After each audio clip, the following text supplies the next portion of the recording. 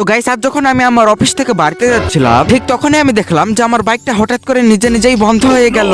আর এটা দেখার পর আমি আমার বাইক থেকে নেমে পড়ি এবং আমি আমার বাইকটা ভালো করে দেখতে থাকি। কিন্তু এইভাবে দেখতে দেখতে আমার প্রায় 1 ঘন্টা চলে যায়। কিন্তু ঠিক তখনই আমি দেখলাম যে আমার সাইডে একটা গাড়ি দাঁড়িয়ে আছে আর আমার আশেপাশে তেমন একটা মানুষও ছিল না, তাই আমার মাথায় একটা শয়তানি বুদ্ধি চলে আসে। তো আমার যেমন ভাবা তেমন কাজ, আমি এই গাড়িটাকে চুরি করে নিলাম। আর এই গাড়িটা চালাতে তো আমার ভালোই লাগছে।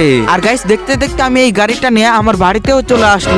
তো গাইস আজকে আমি অনেক ক্লান্ত হয়ে গেছি, তাই আমি এখন যাই সোজা ঘুমিয়ে পড়বো। গাইস আমি এইমাত্র সকাল সকাল ঘুম থেকে উঠলাম আর আমি এখন টিভিতে একটু খবর দেখে নেব।